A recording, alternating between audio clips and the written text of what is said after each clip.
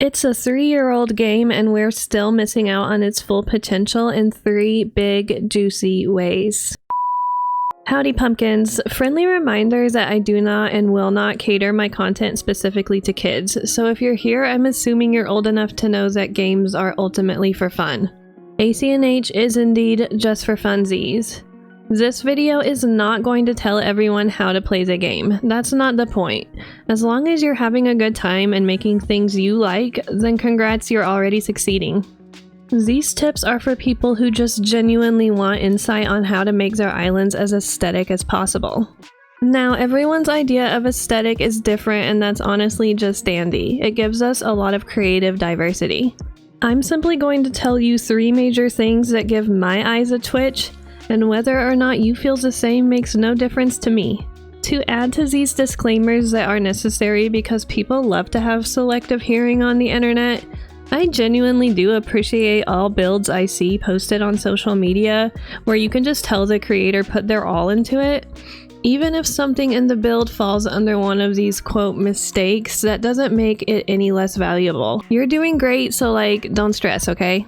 That being said, let's munch on these 3 things that always catch my eye when it comes down to finding that true aesthetic a lot of us are searching for. And I'll give you some hints on how to better these design habits. Design mistake number 1, unnatural terraforming.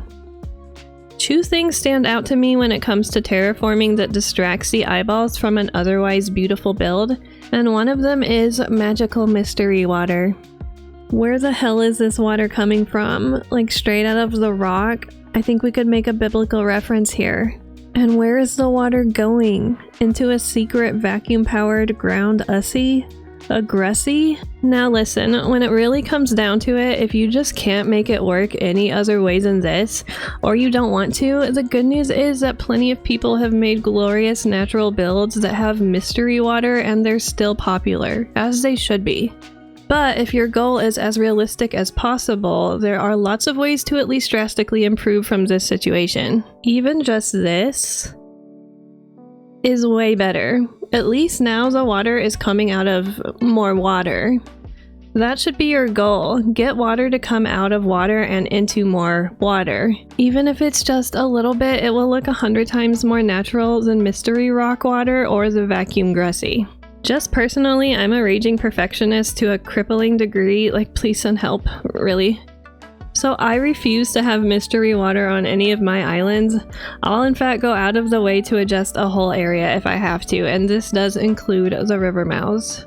Now back on my first island, Sage, I didn't bother with the river mouths, and I think it was okay because it was a desert. It's really not that big of a deal. Again, these are nitpicky design tips, right? But even on my second desert island, Sunstone, I let the OCD take over and I gave both the river mouths a purpose. As you can see, it can be just a little waterfall or even a pond to make them look more natural, even if they don't connect to a bigger body of water on your island. But let's look at a few more ways you can fix the water on your cliffs. Currently on Socks, I have this situation going on which is similar to something I did back on Sage. So it's not decorated yet. I just love tiny little creeks. It's not coming from a huge source, but it still looks more realistic than coming straight out of the edge of the cliff. And look at these. Here you've got water connected to water, water connected to water, water coming in and out of water. That's how water works usually in real life. It's at least coming from something other than just straight rock. The second part of unnatural terraforming may seem really nitpicky, just like probably everything I'm saying in this video, but it never fails to catch my eye and distract from a good build. And that is just blocky land. Of course, there's a lot of times when it does make sense to use square or blocky corners in this game, depending on what your theme is and what you're building, but if it's just natural, nature-y ground and cliff you're going for, here's a couple of things that I personally avoid at all costs. This one's pretty simple, but it's basically when you just have square or rectangular strips of land like this, or blocky corners like this right here. Like, yeah, this is okay, but it is so much more natural looking when you just round out your edges a little. And you may think, yeah, Liz, that's a pretty normal aspect of waterscaping. It is, but it is something I see a lot. Why leave a big corner like that when you could just round it out and make it more natural? Now, of course, there are times like in city builds and stuff like that when you have like a river or a canal that is pretty much just a straight line. There's nothing gay about it, and that makes sense. But if you're out here in the wild, it makes more sense to just have things curving in and out a little bit more. As for the cliff aspect of this, there's pretty much one thing that I personally stick to, and that's that I never leave a little indent like this. It's okay, it's not the end of the world, but it could be better if we just did that. This way we have a round smooth boy here, a round smooth boy here, and a nice diagonal line here, and nothing too choppy or blocky going on. Design mistake number 2, pointless empty space. Again, don't beat yourselves up because our islands are pretty expansive and it is hard to fill up every piece. Empty space can be so impactful in this game if it's intentional. My own goal that I'm sharing with y'all is to avoid unintentional empty space. Because needless empty space in a fully finished build draws the eye in a way you don't want. I don't want there to be anywhere in a final build where a viewer's eye can easily get stuck and go, she missed a spot. And one of the biggest places I see this happen is actually under items. If you have no pathing under any of your items, it does look emptier, less impactful, and draws the eye in a distracting way. Even if you don't have Nintendo Online and access to the infinite portal of custom codes, don't worry because there's actually so much you can do with in-game pathing. Just layering the in-game pathing does a lot for your builds. So empty space. First you have to determine if your build is going to have intentional empty space or not. If you're going for a lush, natural look or just a realistic lived-in type of area, you probably don't want much empty space.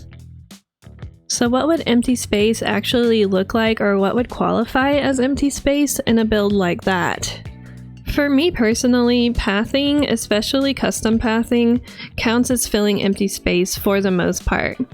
But even then, I don't like to have too much just pathing without more going on. Yes, regular items are super important and usually you can use way more than you probably think you can. But something I don't see used enough is just good old dropped items. They are lifesavers when it comes to filling up distracting empty spots, but not prohibiting where your villager can walk. Now back to the empty spaces in a lush or lived-in build. If it's a build like that, I don't like to have any just plain grass laying around anywhere. I'm going to fill up every dang space with at least one of the following: little custom codes, weeds, flowers, or dropped items. And I'm pretty much always going to drop an item on top of a path or custom code as well. Yes, even behind things so that nothing is amiss from any angle. When in doubt, weeds, flowers, dropped items, and little bits of pathing can go such a long ways. But like, how much is too much, you know? As with everything, it's overall a matter of preference. But what I do avoid is clustering too much of the same thing near each other, or lining up the same item or plant on the grid, at least within a small space. It just looks more natural, and the same thing goes for random custom codes and dropped items. If I'm using 2 or 3 things as primary fillers, let's say, like pine cones, acorns, weeds, something like that, I try to make them sporadic instead of repetitive. You don't want anything to reappear too often in a build that's supposed to be natural, cluttered, lived in, nature-y, things like that. Now, what about some good intentional open space? Now let's get real for a second. The grass in this game is cute, but it's the default. And when it comes to making statements, it's not giving much. Like, really girl, go off, give us nothing. It is possible to make an expanse of pure open grass look somewhat interesting, but for the most part, it's underwhelming. And remember, even just a little bit of open grass is distracting in an overall busier area. So what does it take to make truly aesthetic big open spaces? The commitment to lay down a lot of pathing, besties, and I mean a lot. It's grueling, but the sand ender in this game are so scrumptious. Other in-game paths and custom paths are good too, but look at this image from Instagram. This dirt is eating. It's perfect. Look at the area around the fire, how it looks more worn, and then there's just a cute few items there. The plants, the termite mounds, frame the tent and blankets perfectly and allows this untouched dirt to make a statement. It's natural, it's wild, it's smooth, it's beautiful. Here's some more delicious examples of seemingly open spaces that look simply stunning. Because there's meaning to the emptiness, it still looks full. And you can do things like this with a variety of themes. And yes, there is a happy middle ground. For instance, when I use a lot of sand over on Sage, I sporadically sprinkled in just little bits of paths, weeds, flowers, dropped items, etc. onto the sand in a lot of the areas to still give a little bit of that sandy, expansive feeling so that we could still really feel like we're in the desert and it is mostly just sand. But I tried to even out the little things, the little doodads, if you will, so that we weren't just looking at too much emptiness either. It just depends on the look you want to go for. Is it just a stretch of plain sand? Then awesome. Or is it an area like this on the side of a road where there's maybe a little bit more going on? There's a lot you can do. I could talk about that forever, but let's move on to the third design mistake. Choosing the wrong time of day or weather. This one's a little bit more simple. Midday is not aesthetic. In fact, it hurts the eyeballs. It's giving us nothing except too much brightness. The time of day and weather are our filters in this game. There's a final, most important touch to your color palette. Anything from the warm of the evening to the cool of the morning, from no clouds to just a few clouds, from regular rain to a full-on storm. Just the slightest change in any of these things can make a huge impact on your island's overall look. Just as an example, when I picked the dream address time and day on Sunstone, I initially had a day with some clouds. It made the whole tone of the island look significantly more blue, as opposed to a cloudless day which drenched everything in that warm desert glow that I was personally looking for at the time. Now, a general rule for myself, I never take pics or set a dream address anywhere from 8 AM to 3 PM in the blaring sunlight. Now, is that to say that no island will ever look good in those conditions? Of course not. Some aesthetics do well with bright sunlight and a super blue sky. Actually, a lot of creators make really beautiful islands in that time frame. But again, I think it's something you should be intentional about.